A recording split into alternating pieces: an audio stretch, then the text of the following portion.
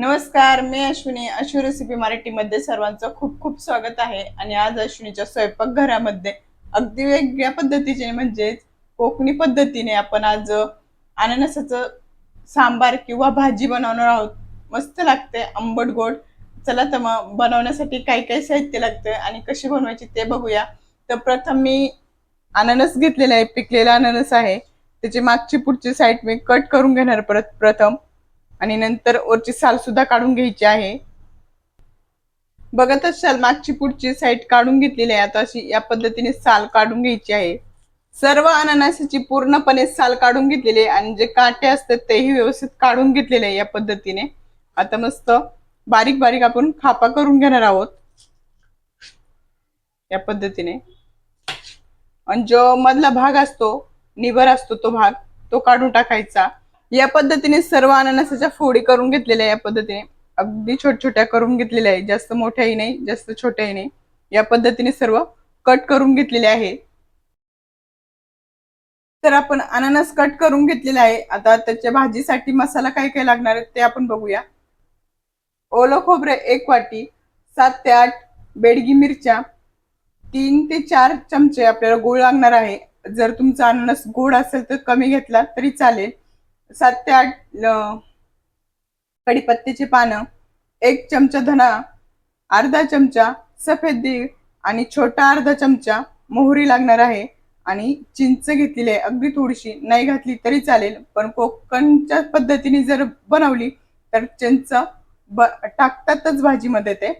तर आता आपण एवढं साहित्य घेतलेलं आहे. प्रथम आपण मसाला भाजून घेणार आहोत.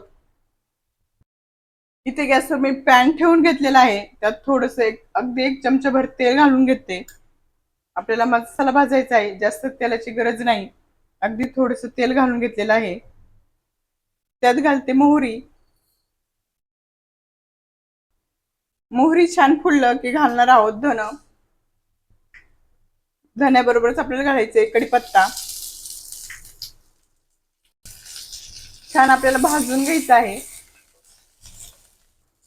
त्याचबरोबर जाणार सफेद तीळ, अगदी थोडस जिरं. आणि आपण आता भाजल्यानंतर लगेचच काढून घेणार आहोत. सर्व बारीक जिन्नस भाजून आपण काढून घेतलेले आहे. आता आपण त्यातच मिरच्या घालून घेणार आहोत. मिरच्या आपण भाजून घेणार आहोत. मिरच्या छान भाजल्या की काढून घेणार आहोत आपण.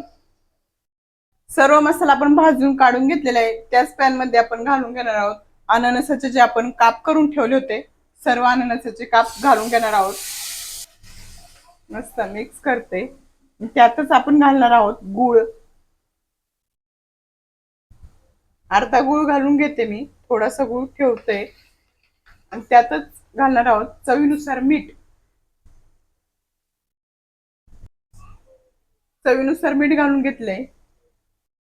1 मिनिट भर झालेला आहे. आपण परतून घेतलेले आणि गुळालाही छान पाणी सुटलेलं. आपण 2 चमचे गुळ घातला होता आणि 1 ग्लास पाणी घालून घेते.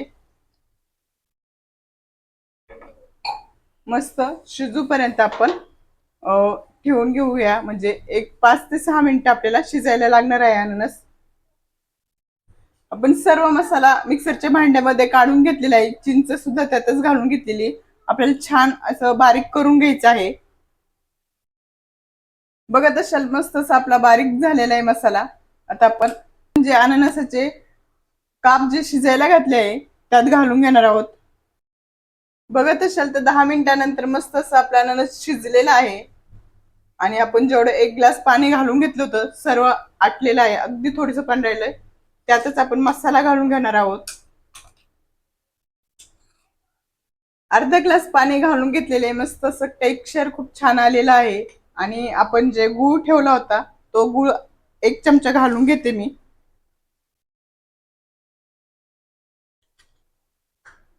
मस्त. आता आपल्याला 5 ते 6 मिनिटं छान अशी दणकून उकळी काढायची आहे.